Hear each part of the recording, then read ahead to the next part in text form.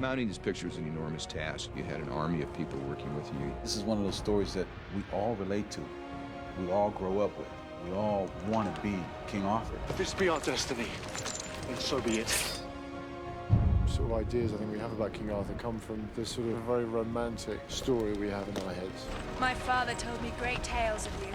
We haven't actually seen a King Arthur film set at this particular period. We're trying to make a gritty, real film set in the Roman era, and I think we've succeeded in that.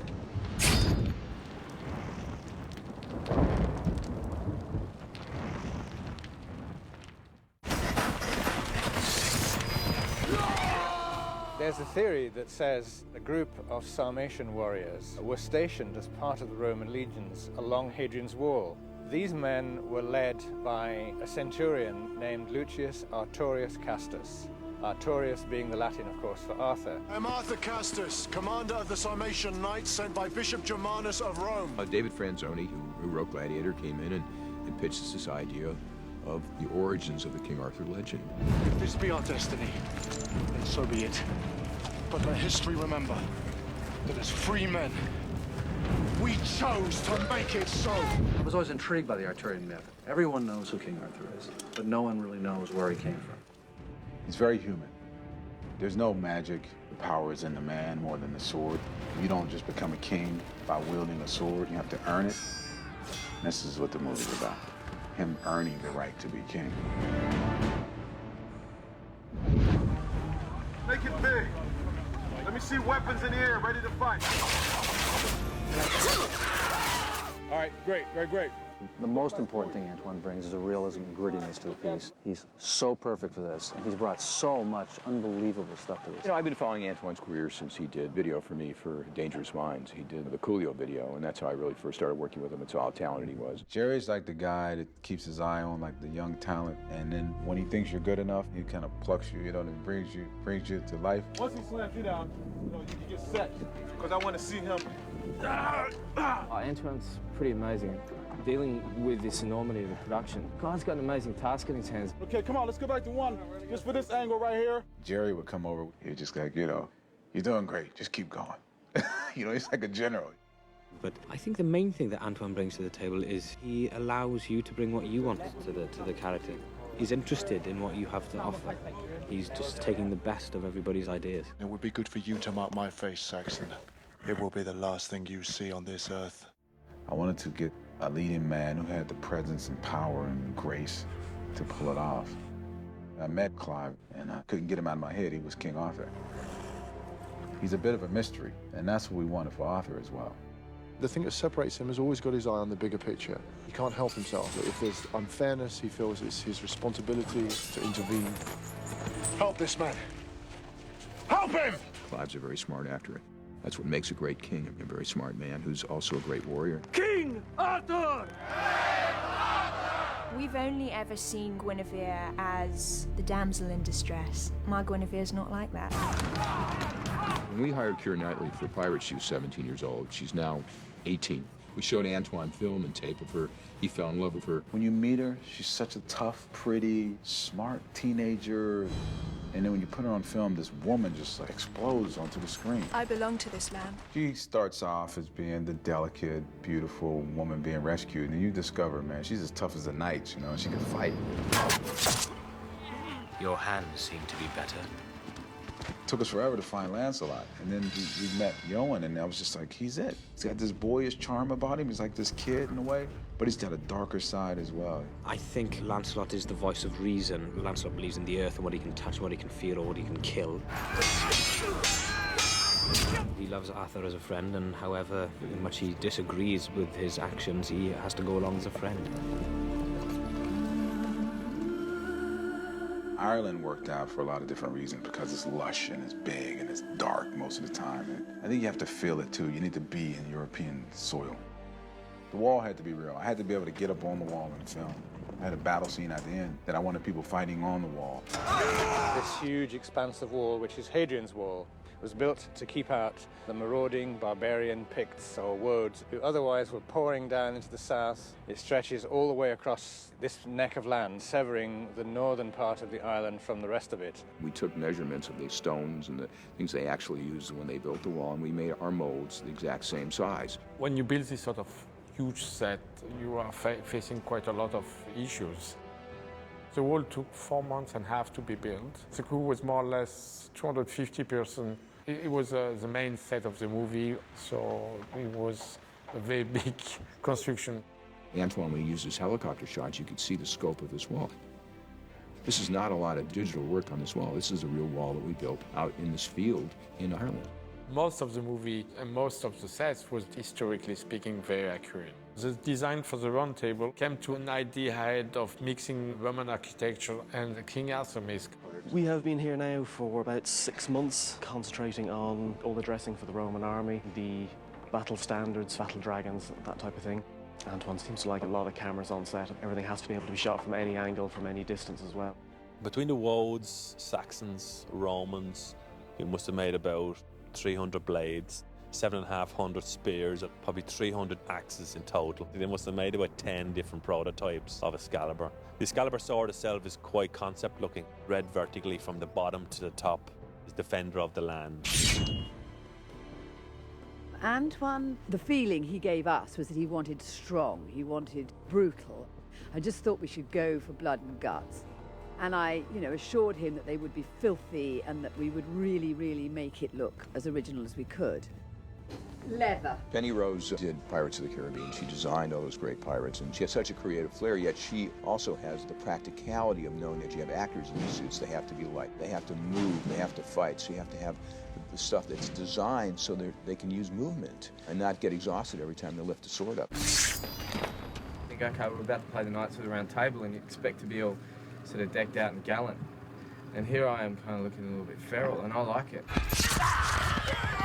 It's a show which has required virtually everything to be made. I've got peasants, I've got servants, I've got Saxons, I've got Woads, I've got Romans, I've got knights and knight servants. I've got 2,000 to 2,500 costumes in all. It's big, it's very big. Had 2 weeks of solid training, horse riding, learning the choreography of the fights, and obviously getting to know each other as a bunch of guys. We're doing an awful lot of our own stunts that would normally be done by riding doubles or action doubles. We're throwing ourselves into the mix. Arthur's a brilliant fighter. People talk about this incredible sword. But it's not a magic sword. It's the way he uses the sword that's more important. The guy is a pretty incredible fighter, and that's his chosen, trusted weapon. Lancelot's weapons of choice are his 2 swords. He draws them out like this, and he's ambidextrous. He can fight with both swords at the same time, and of course can kill twice as many people. Antoine wanted a different feel to each man's fighting. He gave us characters for all of them, that we tried to bring out with the weapons. It took weeks and weeks of practice on how each battle was designed as far as the sword play is concerned. It's very dangerous. You have to be choreographed, and you have to be very precise or you will kill somebody. It's not only about waving swords. It's like doing a 3-minute heavyweight boxing round, and you have to do it maybe 10 times in a day. And I'm chain smoking, and I'm middle-aged. I'm not supposed to do things like this. Women did fight on equal standing with men. That's a historical fact. It makes the character a lot stronger because she is a warrior and she does have something to fight for. Keira Knightley. All of the action scenes, she did them all herself. Sword fight, archery, axe fight, knife fight, a bit of garroting, which is particular fun, I have to say, and a lot of running about.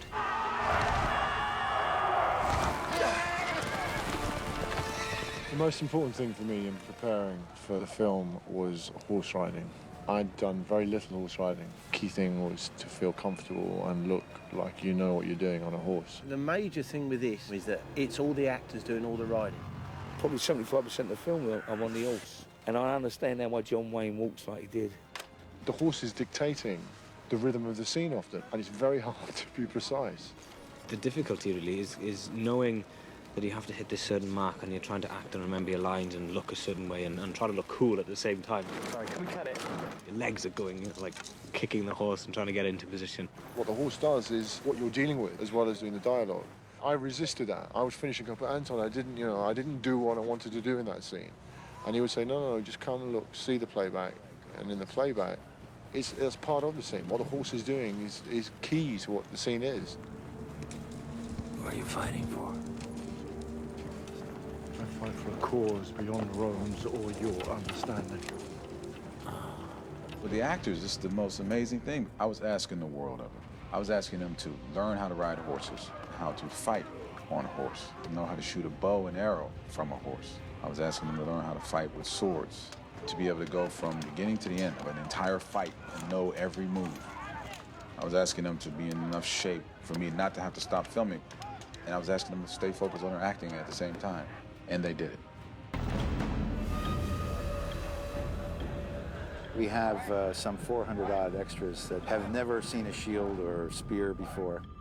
They will replicate a Saxon military unit. 7, 8, 9, 10. Stop. All right, look to the right and line up on your flag, gentlemen.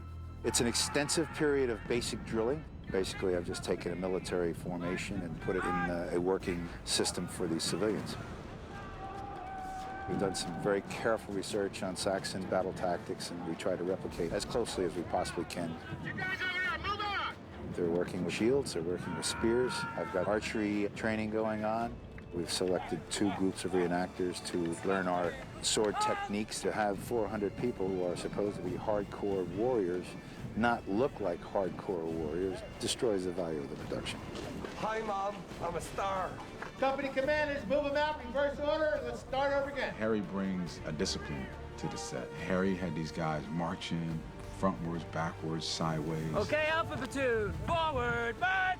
We had battle cries for all our Saxon invaders, and we found some wonderful things like Slachton Fiand. Slachton Fiand!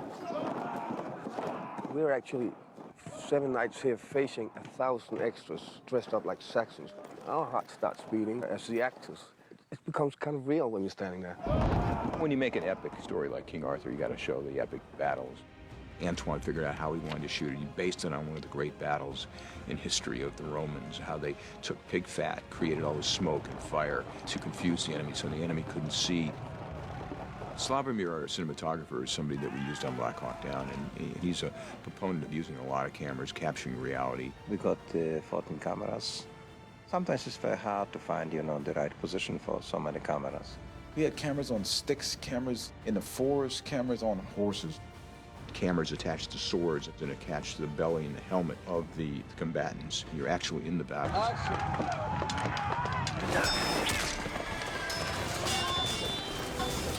You never would know how big and overwhelming a film like this can be until you do it. No matter what people say. Till you stand out there and look at 800 to 1,000 people with swords and bow and arrows and horses thundering around and smoke and fire. Action all around, action! Every time I said action, I was praying no one got trampled by a horse or one of the guys fell off or anything would happen. And it's one of those scenes where you go, I asked for this. Visual effects are really used in this film in order to expand the scope of Arthur and his knights. The world that they live in is a very fantastical place, and we really need to bring the epic scale and grandeur, all of that which perhaps doesn't exist in England or in Ireland in real life. As we were filming in Ireland in the middle of August, nothing was frozen, and so really we knew from the beginning that that scene was totally going to be visual effects. Our job is really to go in and completely create the environment from the ice that they're standing on through to the mountains and snow-capped peaks. There's an entire battle that takes place on this frozen lake. There's going to be almost 300 shots that will require either a matte painting or 3D CG background. This is a wide shot. My job is to replace this with a much more threatening and snow-filled environment. Completely fabricated but believable layout. People would think that this was a real location. Towards the end of the sequence, the ice starts cracking. They get the Saxons, they trap them. And what we're doing is some shots where it's underwater looking up at the ice that's above. And we'll see the Saxons walking across and see it cracking. Doing a lot of CG armies so we can have thousands and thousands of CG Saxons. Because you have so many characters that you have to put into the scene, so many soldiers, we couldn't hand animate each one, so we have software that will come up with that animation for us. We're just another tool in the director's palette. We can do things in a different way.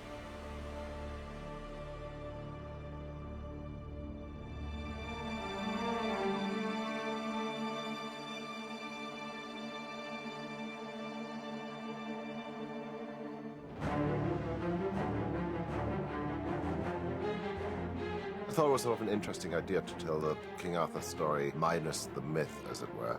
But at the same time, I suddenly realized as soon as you put the music in, it mythologized the characters.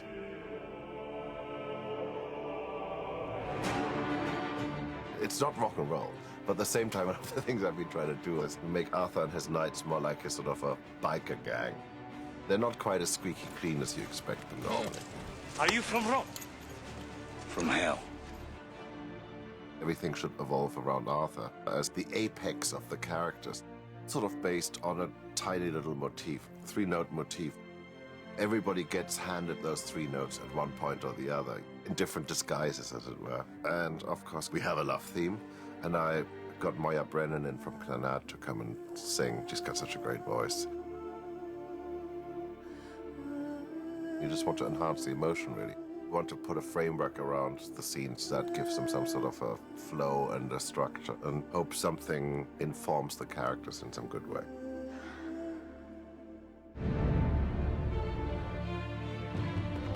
I hope people leave the cinema with a sense of that they've seen classic epic film. It's about a guy traveling on a journey. He becomes a man of his land and a man of his people. There's a warrior in all of us. There's a king in all of us. You have to choose your destiny, choose your fate. The scope of it, the size of the battles, the nobility of the characters, and the heart of the characters. It's an epic film.